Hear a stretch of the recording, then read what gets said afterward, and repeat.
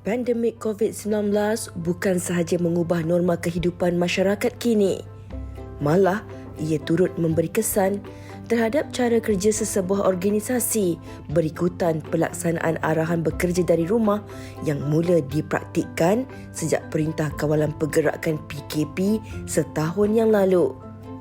Jika dahulu terma work from home dilihat sesuatu yang luar dari norma kebiasaan, tetapi kini ia semakin diterima dalam kalangan pekerja sektor awam mahupun swasta. Menurut kajian yang dijalankan Randstad Malaysia, mempunyai peratusan tertinggi dengan mencatatkan angka 69% bagi mereka yang suka bekerja dari rumah berbanding beberapa negara jiran lain. Pendekatan bekerja dari rumah dilihat mempunyai kelebihan dan kelemahan yang tersendiri. Antara kebaikannya dapat mengurangkan kos perbelanjaan harian serta boleh mengurangkan risiko jangkitan di tempat kerja.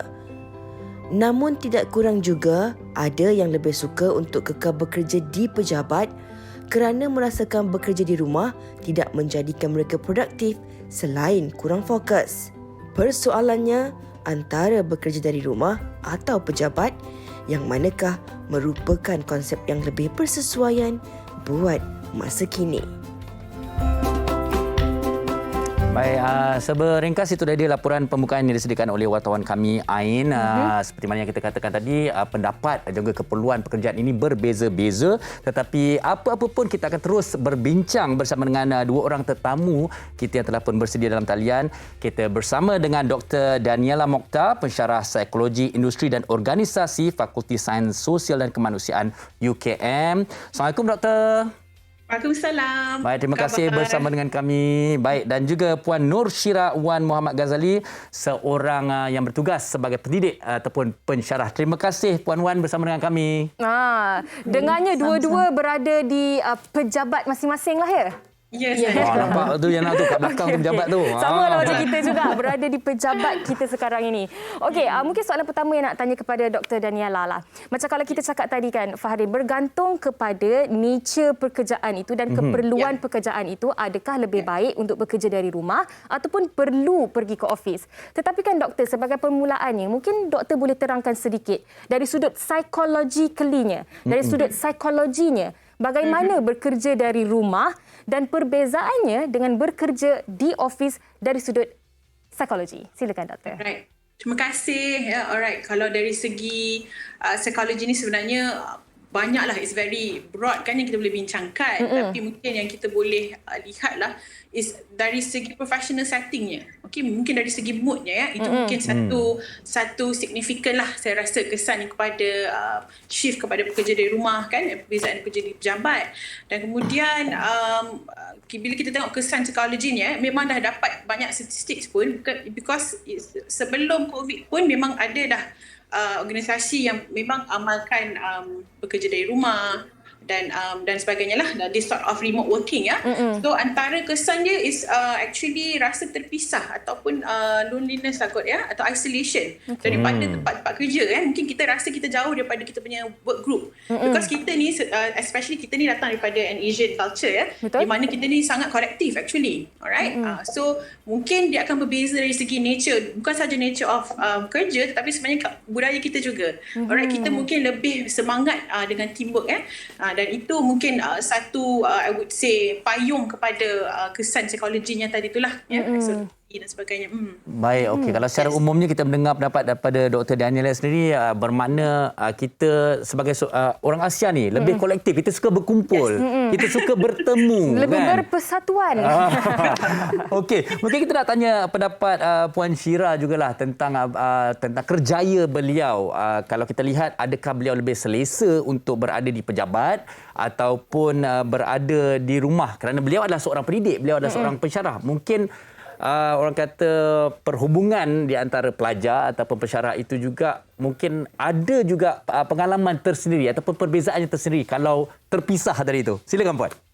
Okey, terima kasih untuk soalan itu.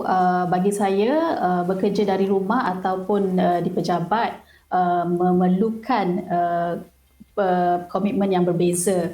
Kerana jika kita berada di rumah, kita perlu ingat bahawa di rumah ada komitmen lain seperti anak-anak, keluarga, dan dalam masa yang sama kita harus fokus kepada tugasan kita. Dan jika bekerja dari pejabat, saya rasa saya lebih memilih untuk bekerja di pejabat kerana saya percaya sebagai pendidik, untuk mengajar, ada sesetengah subjek memerlukan pendekatan secara bersemuka yang memerlukan ada interaksi secara langsung untuk berlaku. Dari dekat situ saya lebih memilih untuk bekerja dari pejabat, tetapi disebabkan COVID-19 ini kita harus akur dan bekerja dari rumah, dan dalam masa yang sama saya perlu menyesuaikan diri bagaimana untuk memastikan interaksi itu masih lagi berlangsung walaupun saya mengajar di atas talian. Itu adalah perkara utamalah untuk memastikan pelajar-pelajar sentiasa engage, berinteraksi, dan peranan yang harus dimainkan adalah dari kalangan pendidik. Kami perlu memastikan kami mempunyai skill yang tertentu untuk menghidupkan aktiviti ataupun suasana semasa pembelajaran sendiri. Betul. Tapi kan Farin, memang saya respect sangat-sangat dengan mereka khususnya dalam bidang pendidikan dan juga pelajar sebenarnya. Sebab bukan mudah nak ada suasana yang seperti dalam kelas bilik darjah. Memang tak dapat, tetapi secara online ataupun virtual. Sebab susah. Saya maksimum lah boleh fokus kalau virtual meeting dan sebagainya. Setengah jam tu dah cukup lama dah lah sebenarnya. Okey, dan ini juga saya nak tanya kepada Dr. Daniela kan. Kalau kita bercakap tentang productivity ataupun efisiensi dalam bekerja ni. Orang kata kalau kita pergi secara fizikal ke tempat kerja kita tu, ibaratnya kalau kita ke office, kita punya pekerjaan pun akan menjadi lebih efisien, lebih produktif. Kerja pun dapat diselesaikan dengan lebih baik. Adakah ini benar, Doktor? Well, sebenarnya kalau saya boleh jelaskan, saya rasa ini adalah satu soalan yang baik yang selalu menjadi persoalan kepada pihak organisasi, baik pihak pekerja juga kan, tentang isu productivity ni. Kerana even kita berada di pejabat pun, sekiranya kita tidak disiplin is one thing, integrity is salah satu lagi. Boleh juga untuk tidak produktif di tempat kerja. Okay? So it doesn't matter where you are sebenarnya hakikatnya. So mungkin berada di tempat kerja, berada di rumah, dia memberi kita lagi ruang dan flexibility ya untuk mungkin sekiranya berada di pejabat, yes anda ada ruang kerja yang fizikal, yang mungkin dah ada facilities yang disediakan dan sebagainya. Tapi mungkin gangguan-gangguan ni berbeza kan berbanding dengan di rumah. So mungkin sebagai contohlah, let's say stres nak ke tempat kerja, kadang-kadang tu bukan pasal kerja tu sendiri tetapi commuting, ulang-alik nak ke kerja tadi tu. Jadi dia mengganggu kita punya productivity and efficiency, mood pun dah berubah kan. Kita ni manusia yang memang akan terkesan oleh emosi sebenarnya. Kita cuba untuk jadi objektif lah as much ya. Tapi bila di rumah, katalah kita nak tingkatkan lagi productivity kita kan, mungkin especially masa kes ni lah kita di perintah PKP dan sebagainya, tak sempat nak buat preparation yang lengkap kan, terus kena in a way terpaksa kan work from home. So itu menjadi satu transisi yang sangat drastik. So macam-macam reaksi kita dapat kan. But however, antara mungkin perkara-perkara yang kita boleh buat adalah kita sendiri manage that transisi tadi tu. Mungkin macam saya suka syorkan, bersiap seolah-olah anda nak pergi kerja, tapi sebenarnya kat rumah. Kan kita nak dapatkan mood tu balik kan. Kemudian adakan satu ruang yang khas di tempat di rumah. Mungkin tak semestinya satu bilik besar yang khas for your place, workplace, tetapi mungkin satu designated ruang corner, meja yang tidak sudut je. Alright. So jangan ada makanan kat situ ke kan. So mungkin you kena ada satu designated ruang lah. Itu in a way trick kita punya mind yang sebenarnya kita di professional setting macam tu. Kalau Fahrin kan, dia punya rasa kalau dia live dari rumah, atas je dia siap, bawah dia baju tidur lagi. Beritahu dia pecah rahsia saya ni. Okey, tapi apa yang Doktor kupas ni tadi masih lagi bergantung kepada keperluan seseorang ataupun keperluan pekerjaan itu. Okey, Okey, ini juga ada dikongsikan oleh penonton-penonton kami di Facebook di mana terima kasih kepada Nazri Murtaza. Pendapat beliau mengatakan saya mula work from home pada tahun 2019 untuk cut cost setelah majikan mengalami masalah kewangan. Di samping itu saya juga bekerja freelance dalam bidang yang sama, graphic design. Jadi pandemik melanda, saya dah biasa work from home sampai sekarang. Kadang-kadang sahaja saya keluar untuk mesyuarat atau ambil angin. Cuma untuk yang ada anak kecil, mesti ada yang menjaga, nursery ataupun parent. Oleh itu saya pilih work from home. Wow. Tapi kan menarik juga apa yang dikongsikan oleh rakan kita tadi, yang mana saya nak tanya kepada Puan Syira kita. Dalam setting pekerjaan yang mana kita juga berada di rumah, bagaimana sebenarnya Puan Syira memastikan kerja itu tetap boleh dijalankan dan kerja rumah juga masih lagi boleh diseimbangkan? Silakan Puan Syira. Okey, bagi saya pengurusan masa adalah sesuatu yang sangat penting. Saya sentiasa mempunyai jadual apakah goal ataupun objektif yang saya ingin capai pada setiap hari untuk memastikan masa saya dapat diruskan dengan baik. Dan saya juga akan, sebelum saya bermula bekerja, seperti yang Dr. Daniel cakap tadi, kita kena bersiap seperti mana kita nak pergi kerja. Walaupun kita masih lagi bekerja dari rumah, tapi emosi kena jaga, mood kena ada. Dari awal, sebelum sehari sebelum ataupun malam persiapan malam tu, saya pastikan segala nota-nota lengkap supaya kelas keesokannya pagi saya dapat jalankan kelas dengan baik. Dan dari segi anak-anak pula, saya rasa saya memerlukan bantuanlah. Komunikasi sangat penting di sini, di mana saya meminta pertolongan pasangan agar dapat membantu sedikit sebanyak jika saya ada mesyuarat secara atas talian. Jadi saya memerlukan orang untuk memantau anak-anak. Dan dalam masa yang sama, kalau sempat memasak, kita masak. Kalau tak sempat, kita tapau. So itulah antara yang saya rasa perkara yang kita harus ada tolak ansur. Saya rasa kalau sebelum ni mungkin kita akan rigid, apa yang boleh, apa yang tak boleh, kena selalu masak, hari-hari kena selalu masak, kena ikut jadual ni. Tapi bila dah pandemik ni, kita kena tukar, jadual kita kena tukar, kita kena faham, dan sesama pasangan pun kena faham lah. Bagi saya komunikasi sangat penting, pengurusan masa sangat penting. Okey, itu adalah pendapat daripada Puan Syira. Di mana kalau boleh kita katakan juga yang sebenarnya sokongan ataupun pemahaman daripada pasangan juga sangat-sangat penting kalau kita bekerja di rumah. Saya masih ingat lagi, saya kerja kat rumah buat live. Kemudian anak saya ketuk pintu. Itu isteri saya tarik berpegang kat luar. Saya tak tahu nasib baik saya boleh buat kerja saya. Orang kata teamwork lah. Kena ada toleransi, tolak ansur tu di situ. Okey, kita ada banyak lagi nak tanya kepada kedua orang tetamu kita. Tetapi sebelum tu, wartawan kami sempat bertanya kepada orang ramai, adakah mereka sebenarnya lebih selesa work from home ataupun bekerja di office? Kita dengarkan.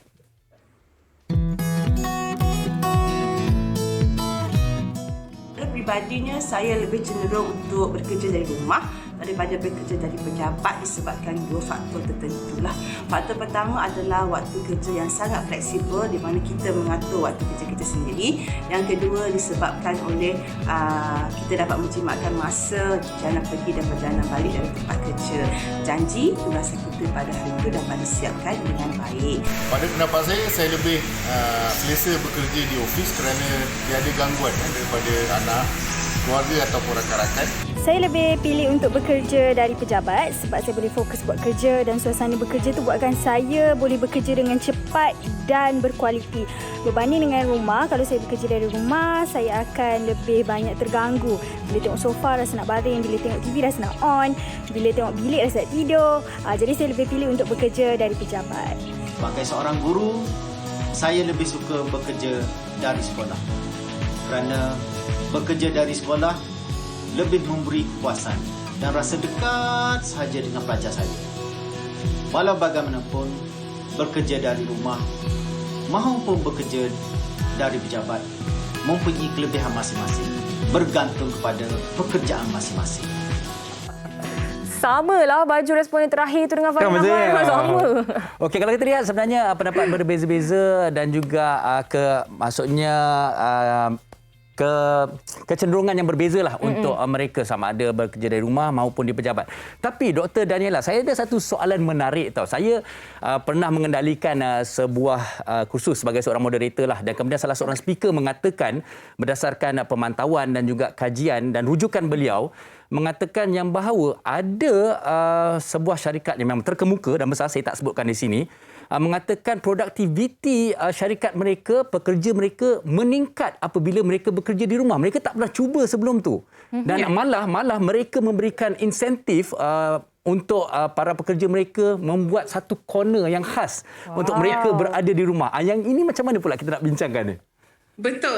Kalau kita dapati kan, actually statistik ni memang mix dapatan lah ya, kerana ada yang kata produktiviti tu berkurangan, tetapi banyak juga yang kita jumpa actually boleh meningkat produktiviti di rumah. Namun begitu ada juga konsep hybrid di sini. Mungkin saya nak highlight juga hybrid, di mana mungkin bukan setiap hari kita di rumah, mungkin 2 hari sahaja, 3 hari kita ke pejabat kan, atas tujuan tertentu lah, mungkin perlukan dan sebagainya. So we need to go to the office kan.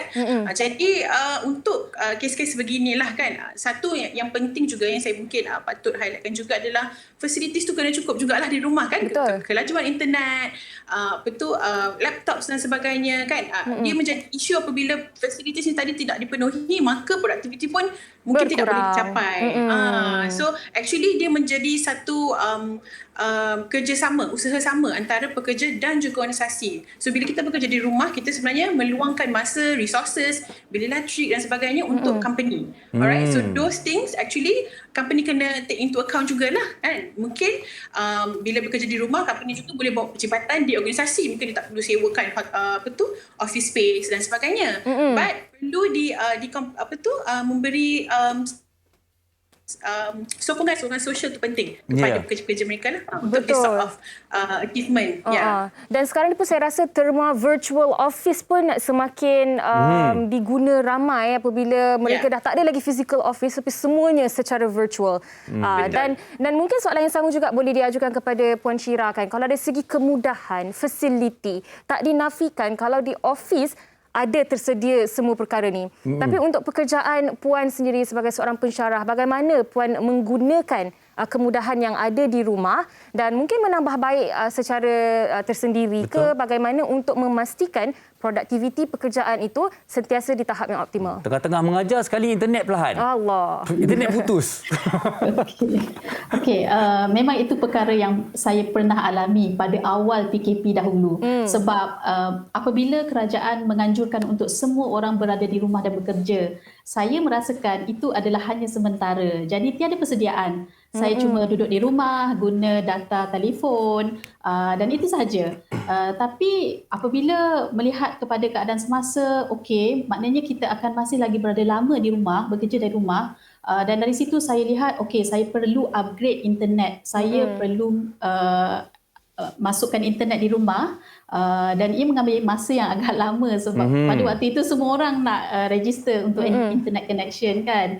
Jadi itu adalah perkara utama yang saya adakan, capaian internet yang baik untuk memastikan kelas dapat dijalankan dengan lancar. Dan yang keduanya, untuk anak-anak juga saya pastikan saya memang anak-anak saya tak ada bagi gadget atau telefon, tapi memandangkan mereka terpaksa belajar secara dalam talian. Jadi saya perlu adakan juga fasiliti tersebut untuk anak-anak sebab ini adalah mustahil untuk saya berkongsi dengan mereka.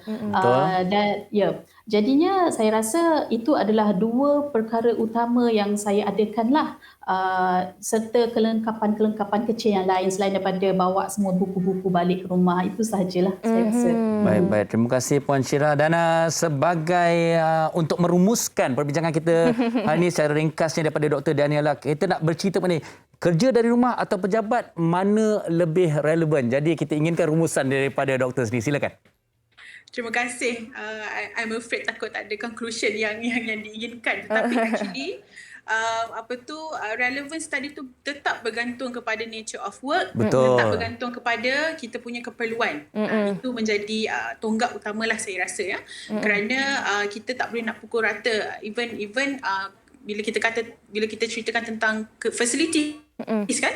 Ini berbeza mengikut jenis kerja juga. Alright, so mungkin dalam kami adalah dalam pendidikan kan, mungkin bukan sahaja setakat internet, tetapi mungkin trainings untuk menggunakan aplikasi-aplikasi yang meningkatkan engagement students. Sebab sekarang pun kita bukan even kalau dah kembali kepada asal sekalipun, kita masih ada era di mana kita mempromosikan open online distance learning, di mana boleh international students tak perlu datang ke sini physically dan sebagainya. So I think itulah perlu ada growth lah kepada kita semualah. So saya rasa actually andai kata berlaku lagi yang memerlukan kita terpaksa bekerja di rumah, kita taklah terkejut seperti dulu kan. Jadi in terms of relevance, itulah pendapat saya, mungkin bergantung kepada the types of jobs. Jadi itulah. Betul tu, dan saya kira itu adalah rumusan terbaik untuk topik perbincangan kita pada hari ini. Terima kasih kami ucapkan kepada Dr. Daniela Mokhtar, pensyarah psikologi industri dan organisasi Fakulti Sains Sosial dan Kemanusiaan UKM. Juga terima kasih kepada Puan Nur Syirawan Muhammad Ghazali yang merupakan seorang pensyarah yang sudi berkongsi dengan kita pengalaman masing-masing. Baik, terima kasih kepada kedua-duanya. Terus berkhidmat, terus memberi ilmu. Baik, terima kasih sekali lagi. Nah, Farid, orang kata kan, sebenarnya kan tak kisahlah kerja dari mana sekalipun, asalkan kita melihat kerja itu sebagai satu amanah dan tanggungjawab dan perlu dilaksanakan sebaik mungkin. Saya cuma nak ingatkan, jangan rasa bekerja dari rumah tu satu flexibility dan satu peluang untuk culas dalam melakukan tugas. Wah, baguslah, culas dalam melakukan tugas. Okey, baik. Kita nak berehat seketika. Kita akan kembali selepas ini di Wanita Hari Ini.